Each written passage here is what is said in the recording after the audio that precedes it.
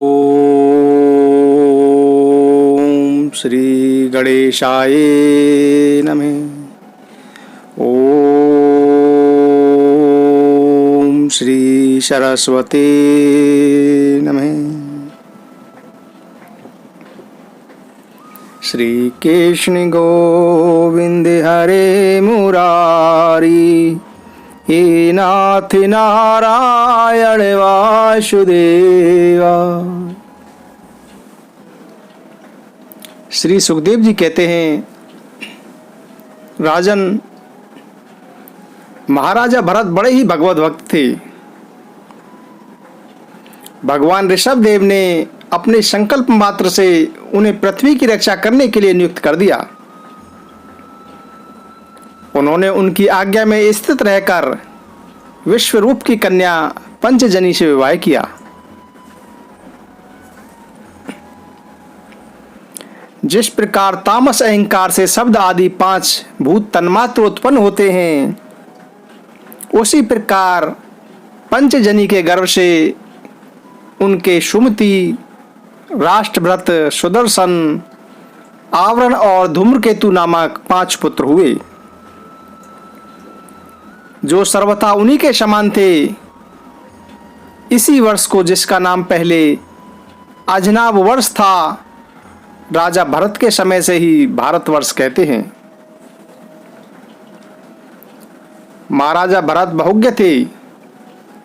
वे अपने अपने कर्मों में लगी हुई प्रजा का अपने बाप दादों के समान ही स्वधर्म में स्थित रहते हुए अत्यंत वात्सल्य भाव से पालन करने लगे।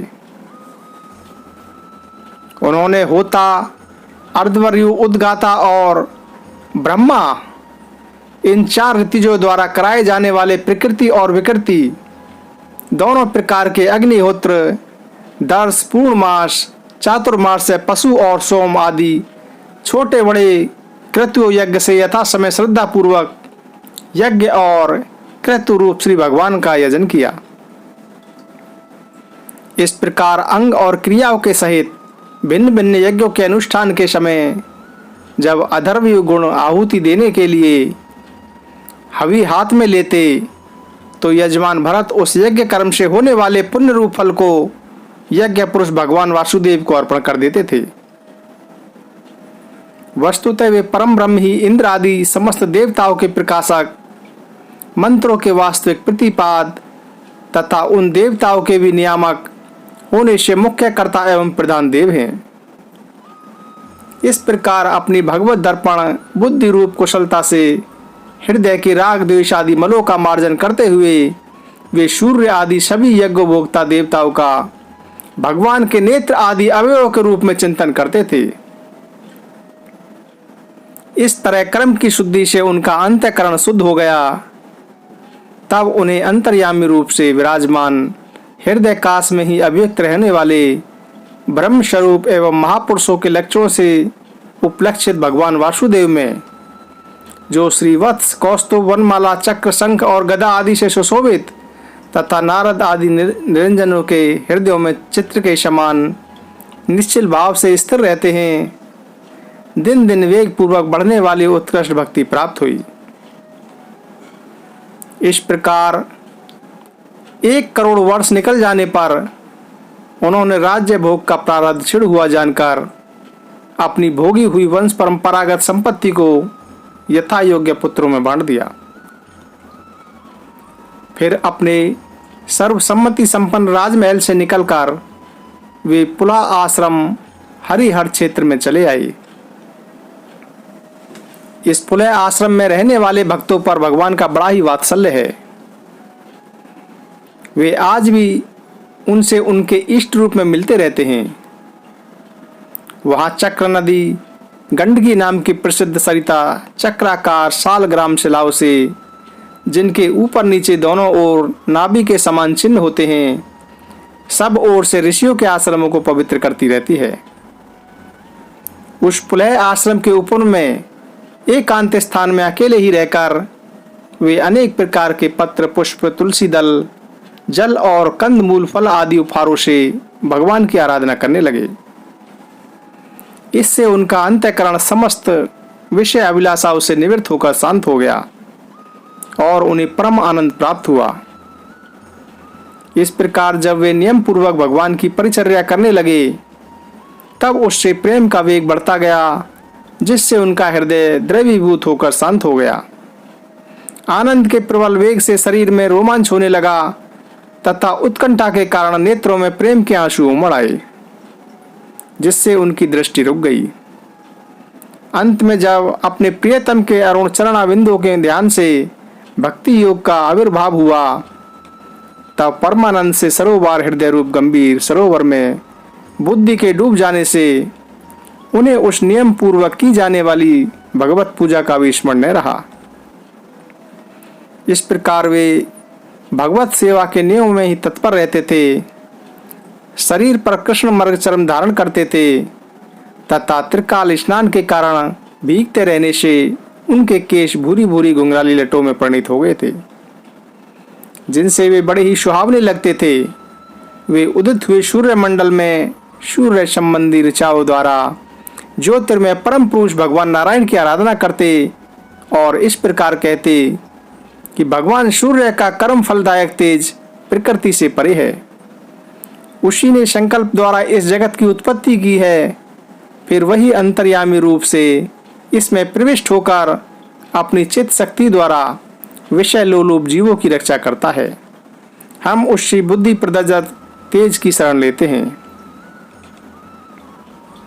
श्री सुखदेव जी कहते हैं कि एक बार भरत जी गंडकी में स्नान कर नित्य नैमित्तिक तथा शौच आदि अन्य आवश्यक कृत्यों से निवृत्त हो प्रणव का जाप करते हुए 3 मुहूर्त तक नदी की धारा के पास बैठे रहे। राजन, इसी समय एक हिरनी प्यास से व्याकुल हो जल पीने के लिए अकेली ही उस नदी के तीर पर आई। अभी वह जल पी ही रही थी कि पास ही गरजते हुए सिंह की लोक भयंकर दहाड़ सुनाई पड़ी। हिरन जाति तो स्वभाव से ही डरपोक होती है। वह पहले ही चौकन्नी होकर इधर उधर देखती जाती थी। अब ज्यों ही उसके कान में वह भीषण शब्द पड़ा कि सिंह के डर के मारे उसका कलेजा धड़कने लगा और नेत्र कातर हो गए। प्यास अभी बुझी न थी, किंतु अब तो प्राणों पर आ बनी थी, इसलिए उसने भयवश एकाएक नदी पार करने के लिए छलांग मारी। उसके पेट में गर्भ था, अतः उछलते समय अत्यंत भय के कारण उसका गर्भ अपने स्थान से हटकर योनि द्वार से निकलकर नदी के प्रवाह में गिर गया।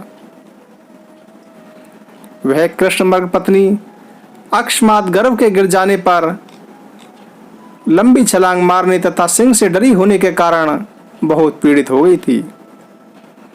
अब अपने झुंड से भी उसका विक्षोभ हो गया, इसीलिए वह किसी गुफा में जा पड़ी और वहीं मर गई। राजश्री भरत ने देखा कि बेचारा हिरनी का बच्चा अपने बंधुओं से बिछड़कर नदी के प्रवाह में बह रहा है। इससे उन्हें उस पर बड़ी दया आई और वे आत्मीय के समान उस मात्रहीन बच्चे को अपने आश्रम में ले आए।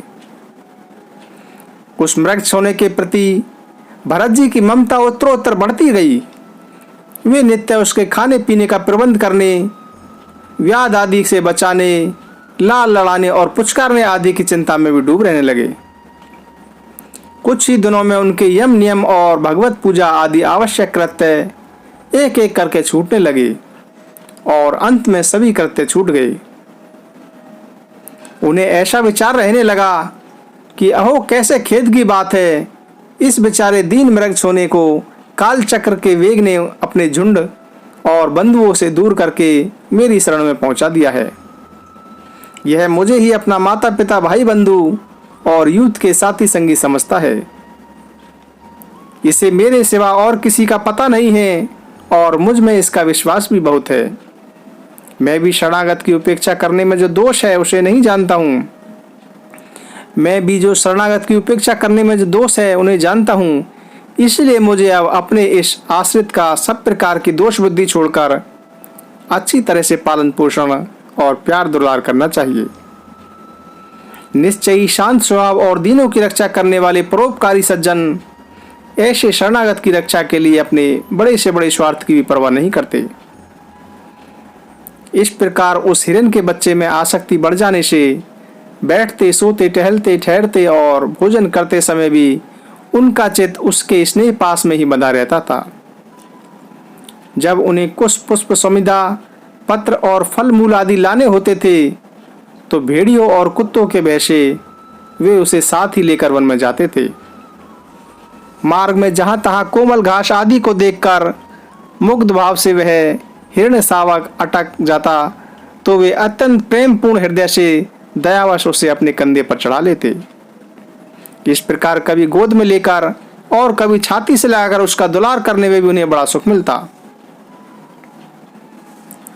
नित्य इस प्रकार के कर्मों को करते समय भी राजेश्वर भरत बीच बीच में उठ उठकर उस मृग बालक को देखते और जब उस पर उनकी दृष्टि पड़ती तभी उनके चित्त को शांति मिलती।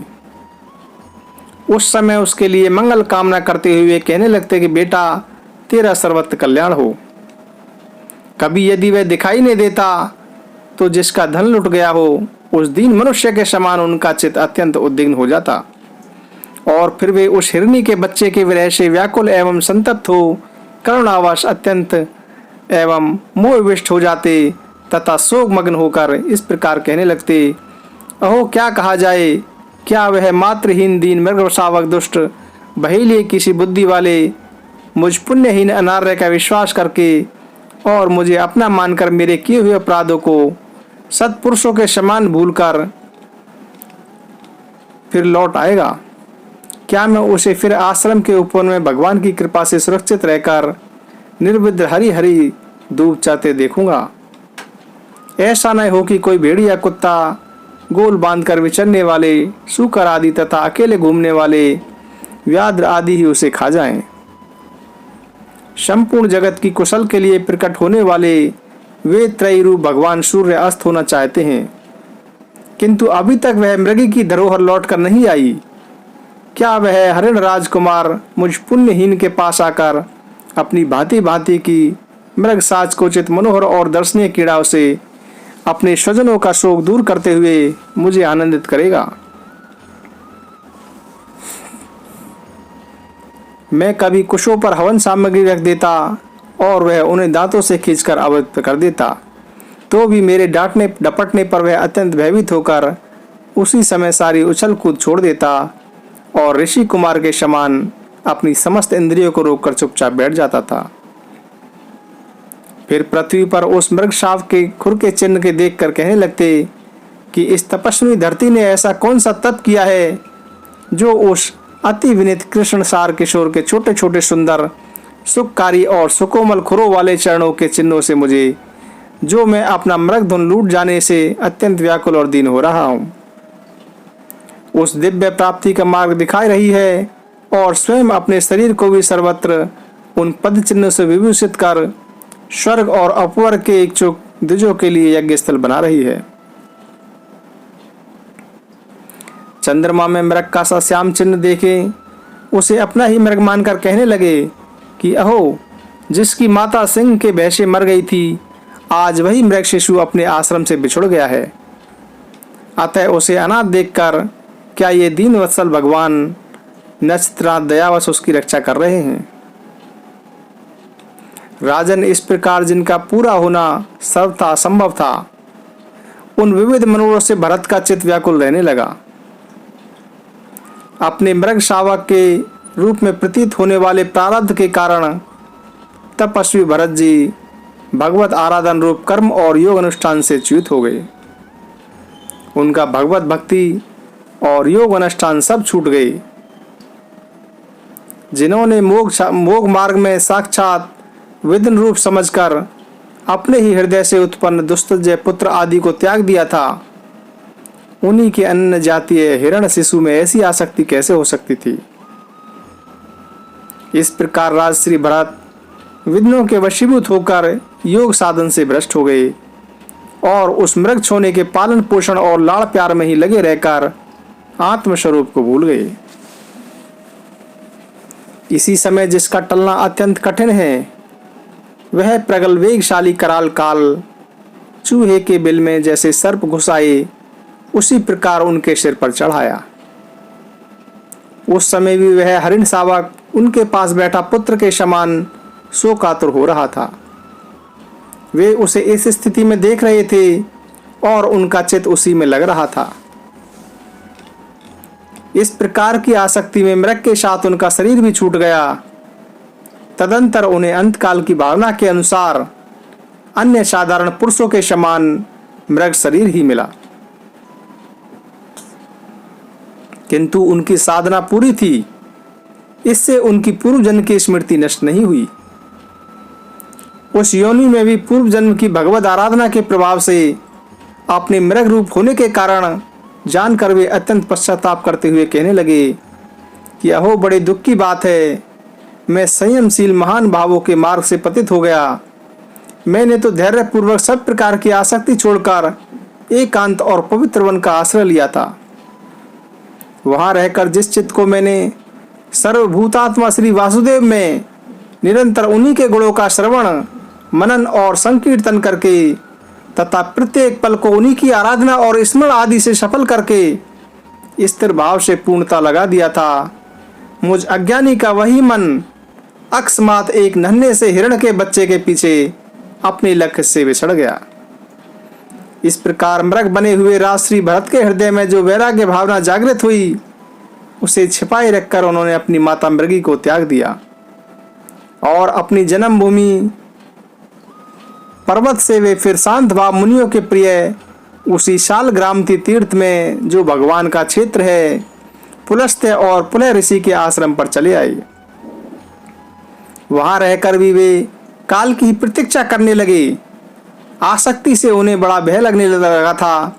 बस अकेले रहकर वे सूखे पत्ते, घास और झाड़ियों द्वारा निर्वाह करते मृग योनि की प्राप्ति कराने वाले प्रारब्ध के क्षय की बाट देखते रहे।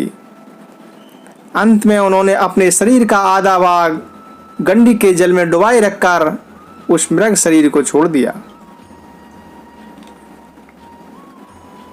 राजन, अंगिरस गोत्र में सम दम स्वाध्याय वेदा ध्यान त्याग संतोष तितिक्षा विनय विद्या श्रेष्ठ ब्राह्मण थे। उन श्रेष्ठ ब्राह्मणों में उनकी बड़ी स्त्री से उन्हीं के समान विद्याशील, आचार रूप और उदारता आदि गुणों वाले 9 पुत्र हुए तथा छोटी पत्नी से एक ही साथ एक पुत्र और एक कन्या का जन्म हुआ। इन दोनों में जो पुरुष था वह परम भागवत राज शिरोमणि भरत ही थे। वे मृग शरीर का परित्याग करके अंतिम जन्म में ब्राह्मण हुए थे, ऐसा महापुरुषों का कथन है। इस जन्म में भी भगवान की कृपा से अपनी पूर्व जन्म परंपरा का स्मरण रहने के कारण वे इस आशंका से कहीं फिर और कोई विघ्न उपस्थित न हो जाए, अपने स्वजनों के संग से बहुत डरते थे। हर समय जिनका श्रवण, स्मरण और गुण कीर्तन सब प्रकार के क्रम बंधन को काट देता है, श्री भगवान के उन युगल चरण कमलों को ही हृदय में धारण किए रहते तथा दूसरों की दृष्टि में अपने को पागल, मूर्ख, अंधे और बहरे के समान दिखाते। पिता को तो उनमें वैसा ही स्नेह था, इसलिए ब्राह्मण देवता ने अपने पागल पुत्र के भी शास्त्र अनुसार विवाह से पूर्व के सभी संस्कार करने के विचार से उनका उपनयन संस्कार किया। यद्यपि वे चाहते नहीं थे तो भी पिता का कर्तव्य है कि पुत्र को शिक्षा दे। इस शास्त्र विधि के अनुसार उन्होंने इन्हें सोच, आचमन आदि आवश्यक कर्मों की शिक्षा दी। किंतु भरत जी तो पिता के सामने ही उनके उपदेश के विरुद्ध आचरण करने लगते थे। पिता चाहते थे कि वर्षा काल में इसे वेद अध्ययन आरंभ करा दूं, किंतु वसंत और ग्रीष्म ऋतु के चैत्र, वैशाख, ज्येष्ठ और आषाढ़ 4 महीनों तक पढ़ाते रहने पर भी वे इन्हें व्याति और शिरो मंत्र प्रवण के सहित त्रिपदा गायत्री भी अच्छी तरह से याद नहीं करा सके। ऐसा होने पर अपने इन पुत्र को उनका आत्मा के समान अनुराग था। ऐसा होने पर भी अपने इस पुत्र में उनका आत्मा के समान अनुराग था, इसीलिए उसकी प्रवृत्ति न होने पर भी वे पुत्र को अच्छी तरह शिक्षा देना चाहिए। इस अनुचित आग्रह से उसे सोच, वेदा अध्ययन, व्रत नियम तथा गुरु और अग्नि की सेवा आदि ब्रह्मचर्य आश्रम के आवश्यक नियमों की शिक्षा देते रहे। किंतु अभी पुत्र को सुशिक्षित देखने का उनका मनोरथ पूरा नहीं हो पाया था और स्वयं भी भगवत जन स्वरूप अपने मुख्य कर्तव्य से असावधान रहकर केवल घर के ही धंधों में व्यस्त थे कि सदा सजग रहने वाले काल भगवान ने आक्रमण करके उनका अंत कर दिया। तब उनकी छोटी भार्या अपने गर्भ से उत्पन्न हुए दोनों बालक अपनी शौत को सौंपकर स्वयं सती होकर पतिलोक को चली गई। भरत जी के भाई कर्म कांड को सबसे श्रेष्ठ समझते थे। वे ब्रह्म ज्ञान स्वरूप पराविद्या से सर्वथा अनभिज्ञ थे। इसलिए उन्होंने भरत जी का प्रभाव भी ज्ञात नहीं था। वे उन्हें सिर्फ मूर्ख ही समझते थे। अतः पिता के परलोक सिधारने पर उन्होंने उन्हें पढ़ाने लिखाने का आग्रह छोड़ दिया। भरत जी को मान अपमान का कोई विचार नहीं था। जब साधारण नर पशु उन्हें पागल, मूर्ख तथा बहरा कहकर पुकारते तब वे उसी के अनुरूप भाषण करने लगते। कोई भी उनसे कुछ भी काम कराना चाहता तो वे उनकी इच्छा के अनुसार कर देते। बेगार के रूप में, मजदूरी के रूप में, मांगने पर अथवा बिना मांगे भी जो भी थोड़ा बहुत अच्छा या बुरा अन्न उन्हें मिल जाता उसी को जीभ का जरा भी स्वाद न देखते हुए खा लेते। अन्य किसी कारण से उत्पन्न न होने वाला स्वतः सिद्ध केवल ज्ञानानंद स्वरूप आत्मज्ञान उन्हें प्राप्त हो गया था। इसीलिए शीतोष्ण, मान अपमान आदि द्वंद्वों से होने वाले सुख दुख आदि में उन्हें देह अवमान की स्फूर्ति नहीं होती थी। वे सर्दी, गर्मी, वर्षा और आंधी के समय शाण के समान नंगे पड़े रहते थे। उनके सभी अंग हष्ट-पुष्ट एवं गठे हुए थे। वे पृथ्वी पर ही पड़े रहते थे। कभी तेल उपटन आदि नहीं लगाते थे और न ही कभी स्नान ही करते थे। इससे उनके शरीर पर मैल जम गई थी।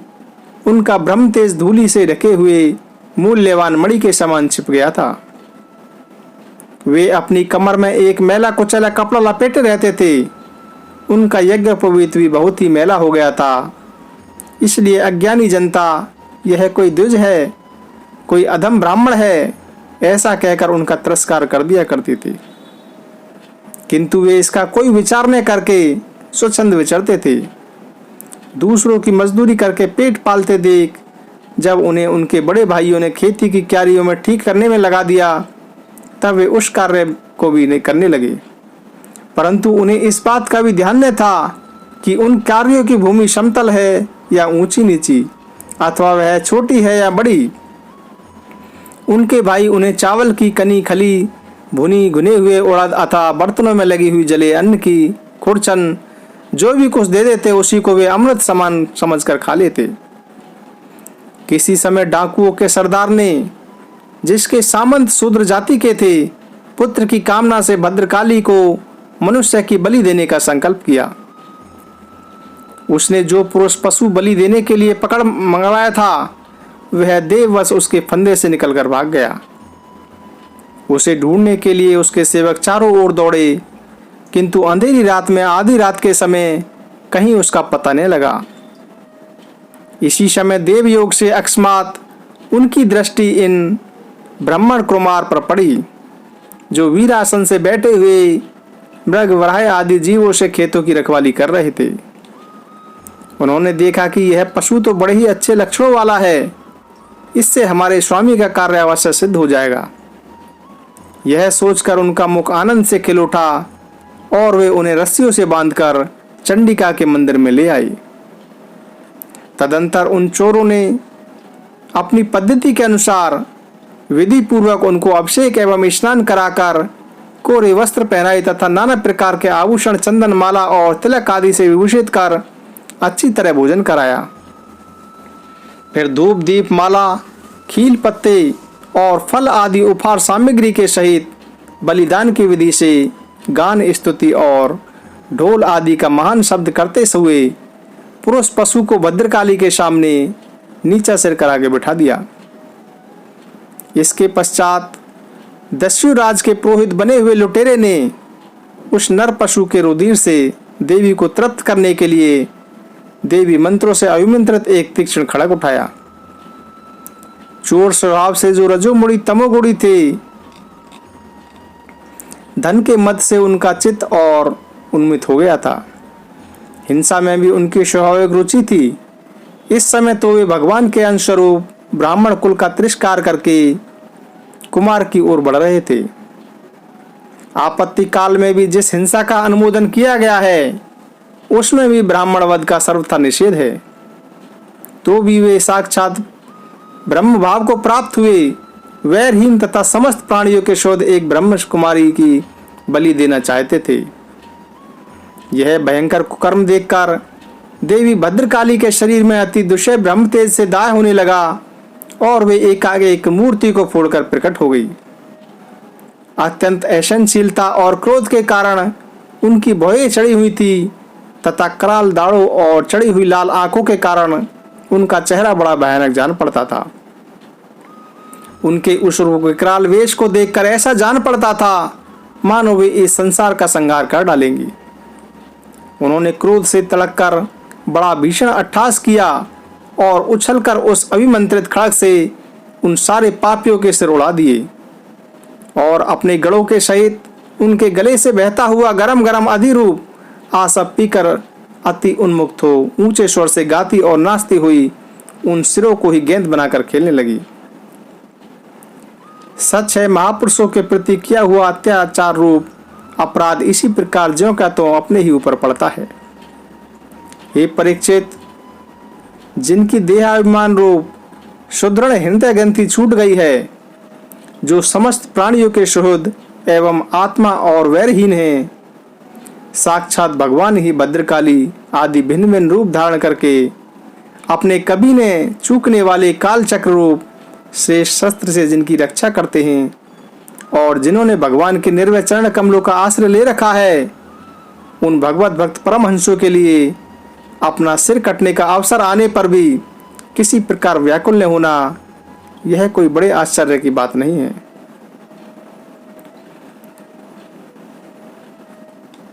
श्री सुखदेव जी कहते हैं कि राजन, एक बार सिंधु शोवीर देश का स्वामी राजा रहुगढ़ पालकी पर चढ़कर जा रहा था।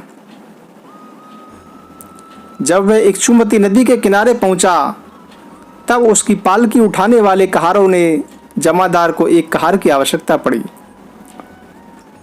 कहार की खोज करते समय देववश उसे ये ब्राह्मण देवता मिल गई। इन्हें देखकर उसने सोचा कि यह मनुष्य हष्ट पुष्ट जवान और गठीले अंगों वाला है, इसलिए यह तो बैल या गधे के समान अच्छी तरह बोझा ढो सकता है। यह सोचकर उसने बैगार में पकड़े हुए अन्य कुहारों के साथ इन्हें भी बलात्कार रूप से पालकी में जोड़ दिया। महात्मा भरत जी यद्यपि किसी प्रकार इस कार्य के योग्य नहीं थे, तो भी वे बिना कुछ बोले चुपचाप पालकी को उठा ले चले। वे द्विजवर कोई जीव पैरों तले दब न जाए, इस डर से आगे की ओर एक बाण पृथ्वी देखकर चलते थे। इसलिए दूसरे कहारों के साथ उनकी चाल का कोई मेल नहीं खाता था। अतः जब पालकी टेढ़ी मेढ़ी सीधी होने लगी, तब यह देखकर राजा रहुगढ़ ने पालकी उठाने वालों से कहा कि अरे कहारो, अच्छी तरह चलो, पालकी को इस प्रकार ऊंची नीची करके क्यों चलते हो। तब अपने स्वामी का यह वचन सुनकर कहारों को डर लगा कि कहीं राजा उन्हें दंड न दे। इसलिए उन्होंने राजा से इस प्रकार निवेदन किया कि महाराज, यह हमारा प्रमाद नहीं है, हम आपकी नियम मर्यादा के अनुसार ठीक ठीक ही पालकी ले जा रहे हैं। यह एक नया कहार अभी अभी पालकी में लगाया गया है और यह जल्दी जल्दी नहीं चलता, हम लोग इसको पालकी के साथ नहीं ले जा सकते। कहारों के ये दीन वचन सुनकर राजा रहुगढ़ ने सोचा कि संसर्ग से उत्पन्न होने वाला दोष एक व्यक्ति में होने पर भी उससे संबंध रखने वाले सभी पुरुषों में आ सकता है। इसीलिए यदि इसका प्रतिकार न किया गया तो धीरे धीरे सभी कहार अपनी चाल बिगाड़ लेंगे। ऐसा सोचकर राजा रहुगढ़ को क्रोध आ गया। यद्यपि उसने महापुरुषों का सेवन किया था, फिर भी क्षत्रिय स्वभाववश बलात्कार से उसकी बुद्धि रजोगढ़ से व्याप्त हो गई और वह उन दुष्श्रेष्ठ से, जिनका ब्रह्म तेज भस्म ढके हुए अग्नि के समान प्रकट नहीं था, इस प्रकार व्यंग से भरे हुए वचन कहने लगा कि अरे भैया, बड़े दुख की बात है, अवश्य ही तुम बहुत थक गए हो। ज्ञात होता है तुम्हारे इन साथियों ने तुम्हें तनिक भी सहारा नहीं लगाया। इतनी दूर से तुम अकेले ही बड़ी देर से पालकी ढोते हुए जा रहे हो। तुम्हारा शरीर भी तो विशेष मोटा ताजा और हट्टा कट्टा नहीं है। और मित्र, बुढ़ापे ने अलग तुम्हें दबा रखा है। इस प्रकार बहुत ताना मारने पर भी वे पहले की भांति चुपचाप पालकी उठाते चलते रहे। उन्होंने इसका कुछ भी बुरा नहीं माना, क्योंकि उनकी दृष्टि में तो पंचभूत, इंद्रिय और अंतःकरण का यह अपना अंतिम शरीर अविद्या का ही कार्य था। वह विविध अंगों से युक्त दिखाई देने पर भी वस्तुतः थे नहीं, इसलिए उसमें उनका मैं और मेरेपन का मिथ्या अभ्यास सर्वथा निवृत्त हो गया था और वे ब्रह्म रूप हो गए थे। किंतु पालकी अब भी सीधी चाल से नहीं चल रही थी। यह देखकर राजा रघुगण क्रोध से आग बबूला हो गए और कहने लगे कि अरे ये क्या तू जीता ही मर गया है? तू मेरा निरादर करके मेरी आज्ञा का उल्लंघन कर रहा है। मालूम होता है तू सर्वदा प्रमादी है। अरे जैसे दंडपाणी यमराज जन समुदाय को उसके अपराधों के लिए दंड देते हैं, उसी प्रकार मैं भी अभी तेरा इलाज किए देता हूँ, तब तेरे होश ठिकाने आ जाएंगे। रघुगण को राजा होने का बड़ा अभिमान था, इसीलिए वह इस प्रकार बहुत सी अनाप शनाप बातें बोल रहे थे। वह अपने को बड़ा पंडित समझता था, अतः रज तम युक्त अभिमान के वशीभूत होकर उसने भगवान के अनन्य प्रतिपात्र भक्तवर भरत जी का तिरस्कार कर डाला। योगेश्वरों की विचित्र कहनी करनी का तो उसे कुछ भी पता नहीं था। उसकी ऐसी कच्ची बुद्धि देखकर वे संपूर्ण प्राणियों के शोध एवं आत्मा ब्रह्मभूत ब्राह्मण देवता मुस्कुराए और बिना किसी प्रकार का अभिमान किए इस प्रकार कहने लगे। जड़ भरत जी ने कहा कि राजन, तुमने जो कुछ कहा वह यथार्थ है, उसमें कोई उलाहना नहीं है। यदि भार नाम की कोई वस्तु है तो ढोने वाले के लिए है, यदि कोई मार्ग है तो वह चलने वाले के लिए है, मोटापन भी उसी का है। यह सब शरीर के लिए कहा जाता है, आत्मा के लिए नहीं। ज्ञानी जन ऐसी बातें नहीं करते। स्थूलता, कृष्णता आदि व्याधि, भूख प्यास, भय कलह, इच्छा बुढ़ापा, निद्रा प्रेम क्रोध, अभिमान और शोक, ये सब धर्म देह अभिमान को लेकर उत्पन्न होने वाले जीव में रहते हैं। मुझ में इनका लेस भी नहीं है।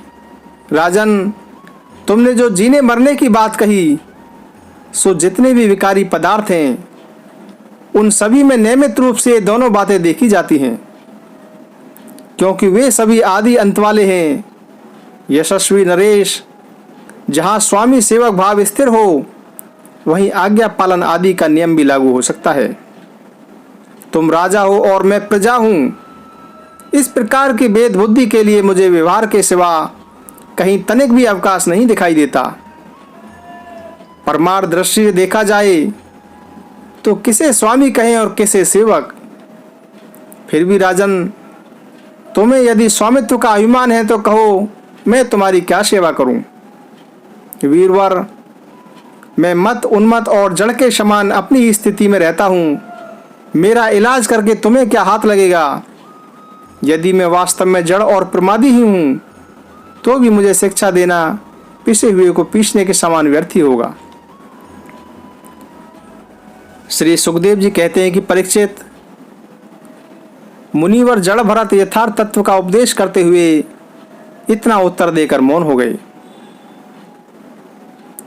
उनका देहात्म बुद्धि का हेतुभूत अज्ञान निवृत्त हो चुका था, इसलिए वे परम शांत हो गए थे। अतः इतना कहकर भोग द्वारा प्रारब्ध क्षय करने के लिए वे फिर पहले के समान ही उस पालकी को कंधे पर लेकर चलने लगे। राजा रघुगण भी अपनी उत्तम श्रद्धा के कारण तत्व जिज्ञासा का पूरा अधिकारी था। जब उसने उन द्विजश्रेष्ठ के अनेकों योग ग्रंथों से समर्थित और हृदय की ग्रंथि का छेदन करने वाले वाक्य सुने, तब वह तत्काल पालकी से उतर पड़ा उसका राजमद सर्वथा दूर हो गया और वह उनके चरणों में सिर रखकर अपना अपराध क्षमा करते हुए इस प्रकार कहने लगा कि हे देव, आपने द्विजों का चिन्ह यज्ञों पर भी धारण कर रखा है। बतलाइए इस प्रकार प्रच्छन्न भाव से विचरने वाले आप कौन हैं? क्या आप दत्तात्रेय आदि आप दूतों में से कोई हैं? आप किसके पुत्र हैं? आपका कहाँ जन्म हुआ है और यहाँ कैसे आपका पदार्पण हुआ? यदि आप हमारा कल्याण करने पधारे हैं तो क्या आप साक्षात सत्य मूर्ति भगवान कपिल जी ही तो नहीं हैं? मुझे इंद्र के वज्र का कोई डर नहीं है, न मैं महादेव जी के त्रिशूल से डरता हूँ और न यमराज के दंड से। मुझे अग्नि, सूर्य, चंद्र, वायु और कुबेर के अस्त्र शस्त्रों का भी कोई भय नहीं है, परंतु मैं ब्राह्मण कुल के अपमान से बहुत डरता हूँ।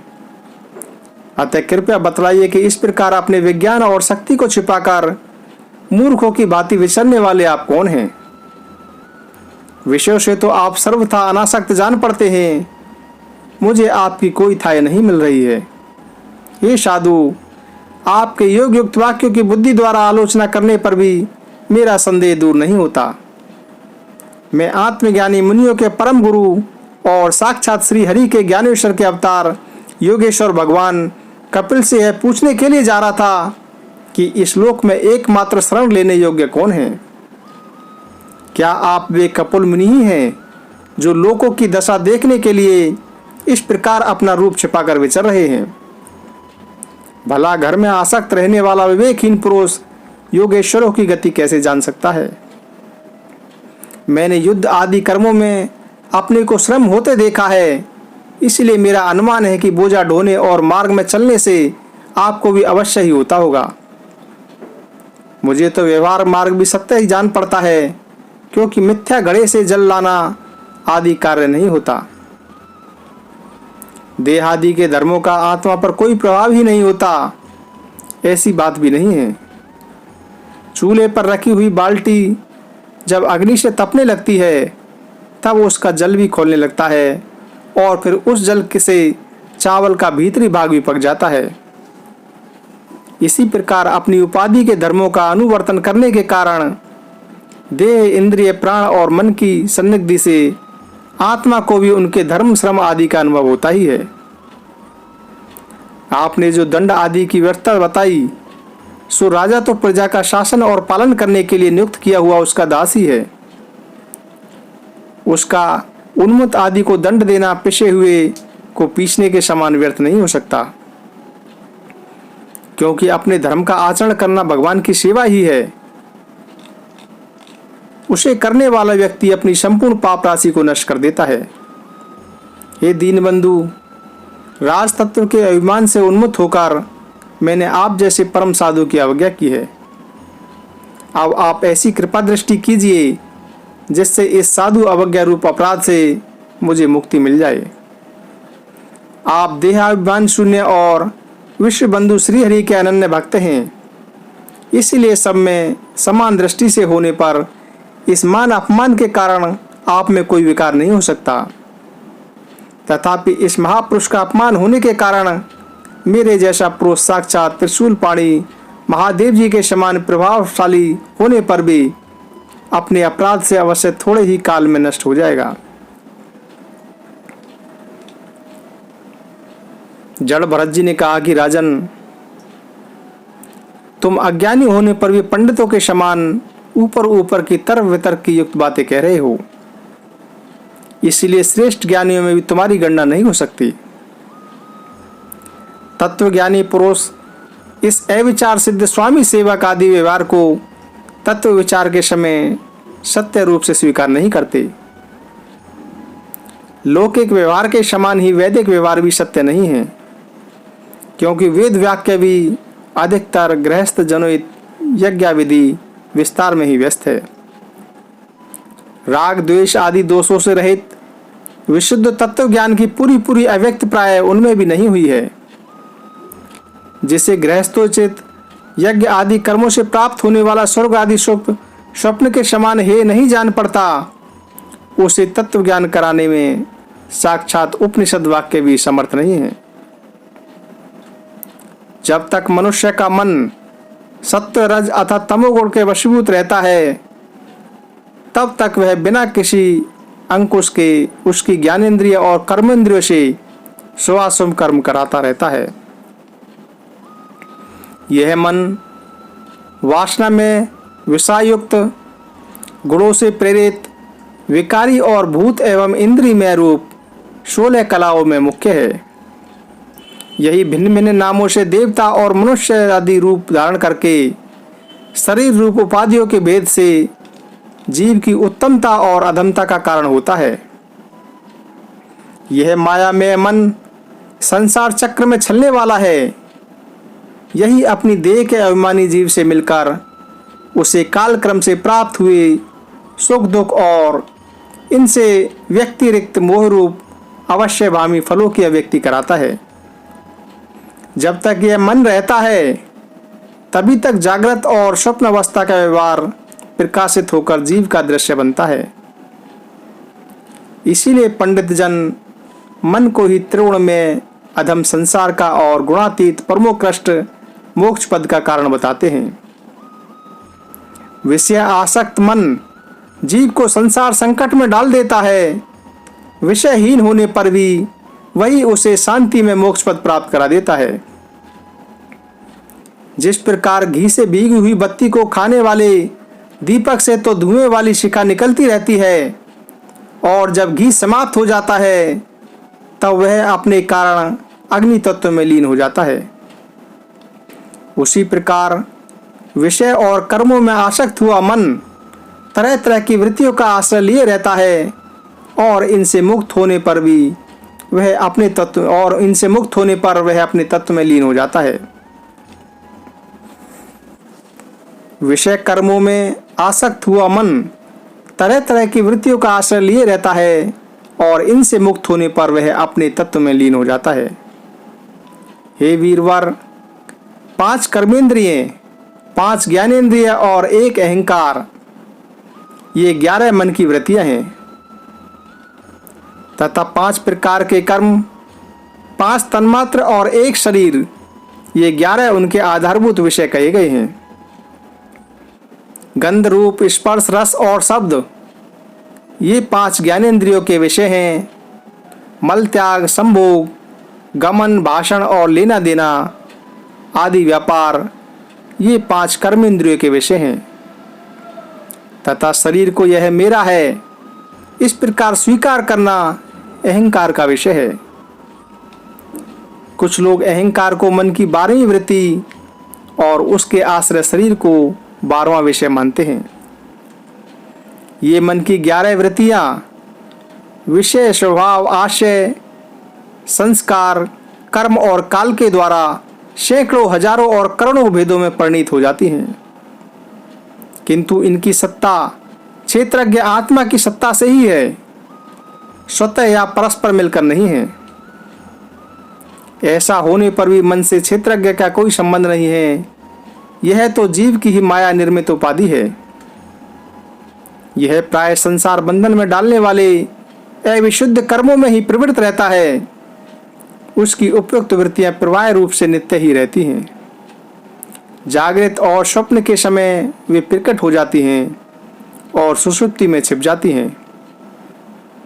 इन दोनों ही अवस्थाओं में क्षेत्रज्ञ जो विशुद्ध चिन्मात्र है, मन की इन वृत्तियों को साक्षी रूप से देखता रहता है। यह क्षेत्रज्ञ परमात्मा सर्वव्यापक जगत का आदि कारण परिपूर्ण अपरोक्ष स्वयं प्रकाश अजन्मा ब्रह्मादि का भी नियंता और अपने अधीन रहने वाली माया के द्वारा सबके अंतःकरण में रहकर जीवों को प्रेरित करने वाला समस्त भूतों का आश्रय रूप भगवान वासुदेव ही है। जिस प्रकार वायु संपूर्ण स्थावर जंगम प्राणियों में प्राण रूप से प्रविष्ट होकर उन्हें प्रेरित करती है, उसी प्रकार वह परमेश्वर भगवान वासुदेव सर्वसाक्षी आत्म स्वरूप से इस संपूर्ण प्रपंच में ओतप्रोत है। राजन, जब तक मनुष्य ज्ञानोदय के द्वारा इस माया का तिरस्कार कर सबकी आसक्ति छोड़कर तथा काम क्रोध आदि 6 शत्रुओं को जीतकर आत्म तत्व को नहीं जान लेता और जब तक वह आत्मा के उपाधि रूप मन को संसार दुख का क्षेत्र नहीं समझता, तब तक वह इस लोक में यूं ही भटकता रहता है, क्योंकि यह चित्त उसके शोक, मोह, रोग, राग, लोभ और वैर आदि के संस्कार तथा ममता की वृद्धि करता रहता है। यह मन ही तुम्हारा बड़ा बलवान शत्रु है। तुम्हारे उपेक्षा करने से इसकी शक्ति और भी बढ़ गई है। यद्यपि स्वयं तो सर्वथा मिथ्या है, तथापि इसने तुम्हारे आत्म स्वरूप को आच्छादित कर रखा है। इसलिए तुम सावधान होकर श्री गुरु और श्री हरि के चरणों की उपासना के अस्त्र से इसे मार डालो।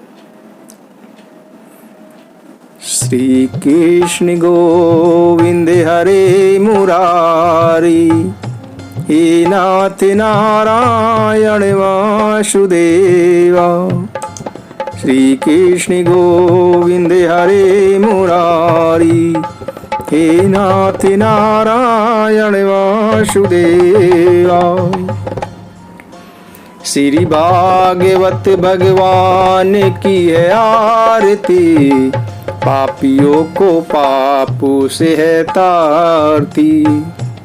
ये अमर ग्रंथ, ये मुक्ति पंथ, ये पंचम वेद निराला, नव ज्योति जलाने वाला। हरि नाम यही, हरि धाम यही, यही जग मंगल की आरती। पापियों को पापों से है तारती। श्री भागवत भगवान की है आरती, पापियों को पापों से है तारती। ये शांति गीत पावन पुनीति, पापों को मिटाने वाला, श्री दर्श कराने वाला। यह सुख करनी, यह दुख हरनी, श्री मधुसूदन की आरती। पापियों को पापों से है तारती। श्री भागवत भगवान की है आरती, पापियों को पापों से है तारती। ये मधुर बोल जग फंदे खोल, सन्मार्ग दिखाने वाला, बिगड़ी को बनाने वाला। श्री राम यही, घनश्याम यही, यही प्रभु महिमा की आरती। पापियों को पापों से है तारती। श्री भागवत भगवान की है आरती, पापियों को पापों से है तारती। श्री कृष्ण गोविंद हरे मुरारी, हे नाथ नारायण वासुदेवाय। श्री कृष्ण गोविंद हरे मुरारी, हे नाथ नारायण वासुदेवाय। जय श्री कृष्ण, जय श्री कृष्ण, जय श्री कृष्ण। श्री कृष्ण गोविंद हरे मुरारी, हे नाथ नारायण वासुदेवा। राजा रघुगण ने कहा कि भगवान, मैं आपको नमस्कार करता हूँ। आपने जगत का उद्धार करने के लिए यह देह धारण की है। हे योगेश्वर, अपने परमानंद में स्वरूप का अनुभव करके आप इस स्थूल शरीर से उदासीन हो गए हैं तथा एक जड़ ब्राह्मण के वेश से अपने नित्य ज्ञान में स्वरूप को जनसाधारण की दृष्टि से ओझल किए हुए हैं। मैं आपको बार बार नमस्कार करता हूँ। जिस प्रकार ज्वर से पीड़ित रोगी के लिए मीठी औषधि और धूप से तपे हुए पुरुष के लिए शीतल जल अमृत तुल्य होता है, उसी प्रकार मेरे लिए जिसकी विवेक बुद्धि को देह अभिमान रूप विषैले सर्प ने डस लिया है, आपके वचन अमृत में औषधि के समान है। हे देव, मैं आपसे अपने संशय की निवृत्ति तो पूछूंगा ही, पहले इस समय आपने जो अध्यात्म योग रूप उपदेश दिया है उसी को सरल करके समझाइए।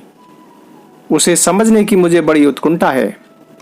योगेश्वर, आपने जो यह कहा है कि भार उठाने की क्रिया तथा उससे जो श्रम रूप फल होता है, वे दोनों ही प्रत्यक्ष होने पर भी केवल व्यवहार मूलक ही हैं, वास्तव में सत्य नहीं है। वे तत्व विचार के सामने कुछ भी नहीं ठहरते। सो इस विषय में मेरा मन चक्कर में है। आपके इस कथन का मर्म मेरी समझ में नहीं आ रहा है। जड़ भरत जी ने कहा कि हे पृथ्वीपति, यह देह पृथ्वी का विकार है, पाषाण आदि से इसका क्या भेद है? जब यह किसी कारण से पृथ्वी पर चलने लगता है तब इसके भारवाही आदि नाम पड़ जाते हैं। इसके 2 चरण हैं, उनके ऊपर क्रमशः टखने, पिंडली, घुटने, जांघ, कमर, वक्षस्थल, गर्दन और कंधे आदि अंग हैं। कंधे के ऊपर लकड़ी की पालकी रखी हुई है, उसमें भी शौवीर राज नामक का एक पार्थिव विकार ही है, जिसमें आत्म बुद्धि रूप अभिमान करने से तुम मैं सिंधु देश का राजा हूं इस प्रबल मत से अंधे हो रहे हो। किंतु इसी से तुम्हारी कोई श्रेष्ठता सिद्ध नहीं होती। वास्तव में तो तुम बड़े क्रूर और धृष्टि हो।